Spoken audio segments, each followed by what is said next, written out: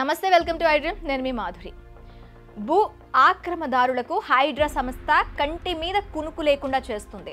చెరువులను ఆక్రమించి నిర్మించిన నిర్మాణాలు, ప్రభుత్వ భూములు, నాలాలు ఆక్రమించి చేపట్టిన అక్రమ నిర్మాణాలను తొలగించేందుకు ముఖ్యమంత్రి రేవంత్ రెడ్డి హైడ్రా వ్యవస్థను ఏర్పాటు చేశారు.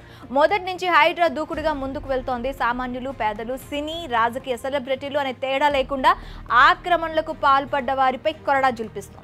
పేదలైనా, సెలబ్రిటీలైనా, ఎవరైనా తనకు ఒకరే అని కన్వెన్షన్ సహా పలు నిర్మాణాలు కూల్చి నిరూపించుకుంది హైడ్రా. ఈ క్రమంలో తాజాగా మరో సంచలనానికి తెరతీసింది. ఏకంగా సీఎం రేవంత్ సోదరుడు తిరుపతి రెడ్డి నివాసానికి నోటీసులు జారీ చేసి మరోసారి వార్తల్లో నిలిచింది. నగరంలో ప్రభుత్వ భూముల ఆక్రమణలు, చెరువుల కబ్జాలపై దూకుడుగా వెళ్తున్న హైడ్రా తాజాగా మరో సంచలన నిర్ణయం తీసుకుంది. ఏకంగా సీఎం సోదరుడు తిరుపతి రెడ్డి నివాసానికి నోటీసులను అంటించి తన దృష్టిలో అందరూ సమానమే అని కుండబద్దలు కొట్టింది.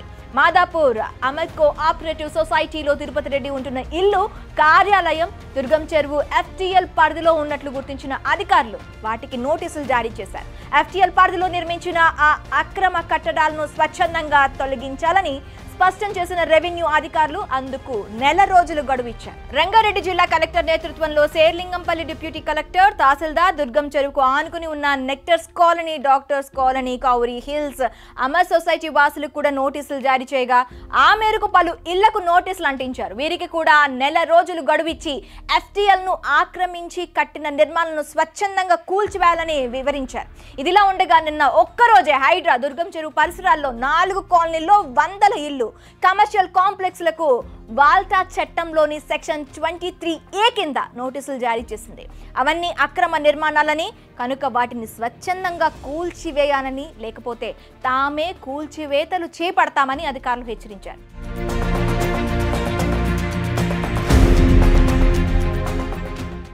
హైడ్రా నోటీసుల నేపథ్యంలో ఆ కాలనీ వాసుల్లో ఒక్కసారిగా కలకలం రేగింది. వాస్తవానికి దుర్గం చెరువు ఎఫ్టీఎల్ కు సంబంధించి జీహెచ్ఎంసీ వేసిన సరిహద్దు రాళ్లను దశాబ్దాలుగా ఎవరూ పట్టించుకోవడం లేదు. ఆ చెరువు సగం భాగంలోకి నివాసాలు, వాణిజ్య సముదాయాలు వెళ్లిపోయాయి. అయితే 10 ఏళ్ల కిందట ప్రాథమిక నోటిఫికేషన్ ద్వారా ఎఫ్టీఎల్ ను గుర్తించిన ఎలాంటి రక్షణ కల్పించలేదు. ముందుగా గుట్టలు ఉన్న ప్రాంతంలో 100 ఎకరాలకు పైగా విస్తరించి ఉందని అధికారులు అంచనా వేశారు. కానీ సర్వే తర్వాత దాని విస్తరణ 84 ఎకరాల్లోనే ఉందని తెలిసి ఆశ్చర్యపోయారు. హైటెక్ సిటీ నిర్మాణం తర్వాత క్రమంగా చెరువు చుట్టూ అడ్డదిడ్డంగా ఆక్రమణలు పెరిగాయి. ఇప్పుడు హైడ్రా నోటీసుల వల్ల ఎలాంటి పరిణామాలు ఏర్పడతాయోనని అందరిలోనూ టెన్షన్ మొదలైంది. ఎమ్మెల్యే మర్రి రాజశేఖర్ రెడ్డి కూడా రెవెన్యూ అధికారులు షాక్ ఇచ్చారు. ఎమ్మెల్యే, ఆయన తండ్రి మర్రి లక్ష్మణ్ రెడ్డిలు నిర్వహిస్తున్న మర్రి లక్ష్మణ్ రెడ్డి ఇంజనీరింగ్ కళాశాల నిర్మాణాలు, ఇన్స్టిట్యూట్ ఆఫ్ ఏరోనాటికల్ ఇంజనీరింగ్ కళాశాలను దుండిగల్ పరిధిలోని చిన్న దోమర చెరువు ఎఫ్టీఎల్ బఫర్ జోన్ల పరిధిలో ఉన్నాయన్నారు. వాటిని 7 రోజుల్లో తొలగించాలంటూ గంటె మైసమ్మ దుండిగల్ తహసీల్దార్ ఈ నెల 22న నోటీసులు జారీ చేశారు.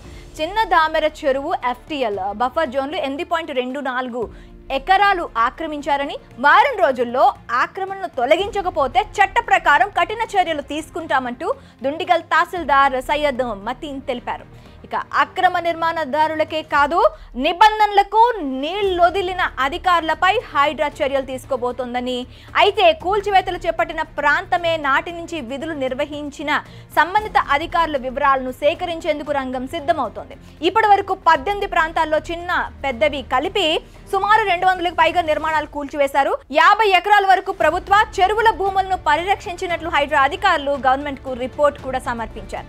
ఆయా ప్రాంతాల్లో జీహెచ్ఎంసీ, హెచ్డిఎంఏ, రెవెన్యూ అధికారుల పాత్రపై అధికారులు ఎంక్వైరీ చేస్తున్నారు. దీంతో అప్పటి అధికారుల్లో కొత్త టెన్షన్ మొదలైంది.